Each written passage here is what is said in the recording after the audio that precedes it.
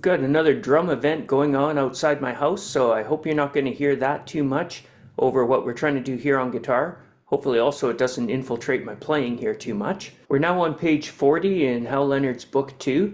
I've skipped over a little section on lead licks that are coming out of the pentatonic.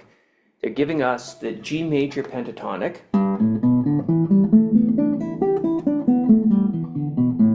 which is also the E minor pentatonic if we start on E,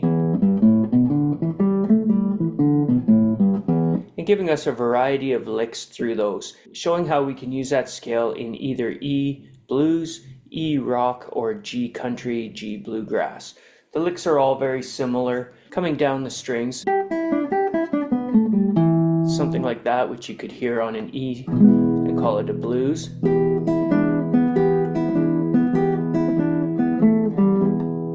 Or calling it country.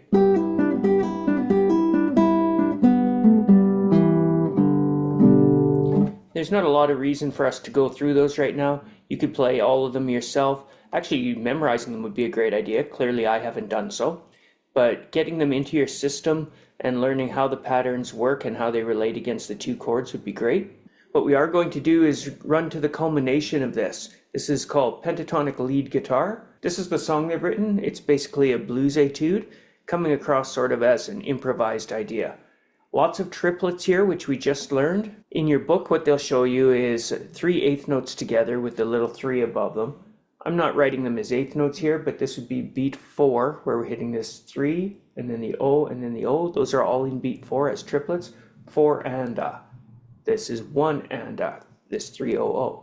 It's repeated for 2 and a, 3 and a. You see only 2 notes left over for beat 4. Those are swing 8s. 2-0. So the first phrase, this is on the and of 3 in swing, so we get 1 and 2 and 3 and, that's this open B, and then the triplet on 4 and a. 1 and 2 and 3 and 4 and a.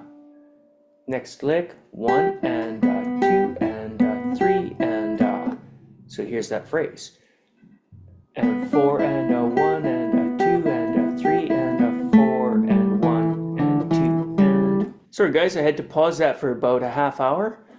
I hope the lighting hasn't changed too much and it doesn't look too much like a new setting. What I was saying is I've drawn an 8th rest here on beat 3. That's not really in the book.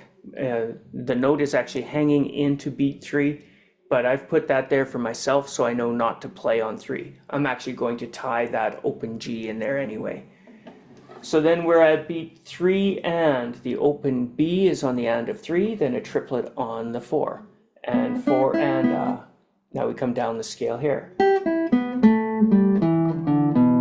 There you have triplet 1 and then these are 8th notes swinging down. 2 and 3 and 4 and 1 and 2 and.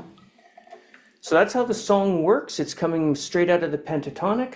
The licks look like they're just random in the pentatonic scale, but they are all designed to fit on the chords. The G, E, and B. The G is the flat 3, a bluesy note on the E chord, or sharp 9, and then the E and the B are the 1 and the 5. I'll often play that as a pull-off from 3 to O. The book doesn't, it has you playing and enunciating each one.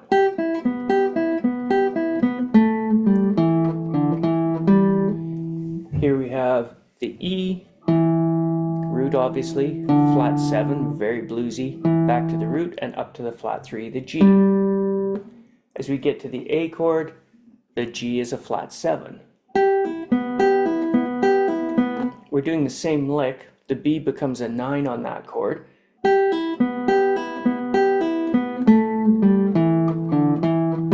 Notice we get to accomplish much the same lick. These E's are the 5 of an A chord, the flat 7, back to the E, walk down the scale, just as you did way back at the end of book 1 when we did grand finale.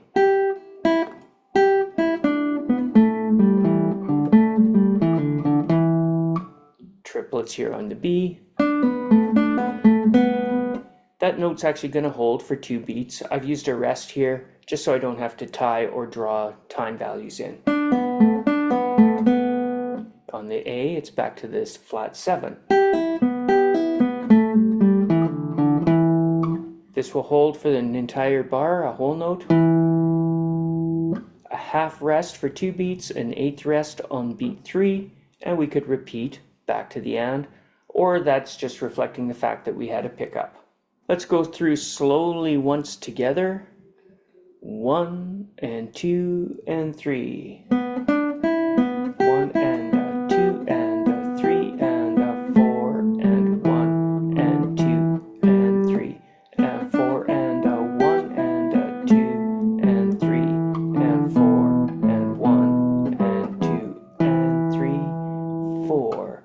Triplet. 1 and 2 and 3 and 4 and a 1 and 2 and 3 and 4 and 1 and 2 and 3 and 4. B7. 3 and 4. And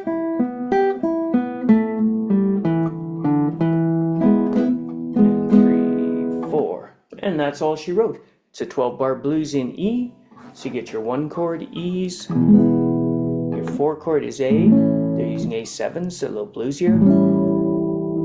E again, B7, the 5, to the A7, and to the E. 1 and 2 and 3 and 4 and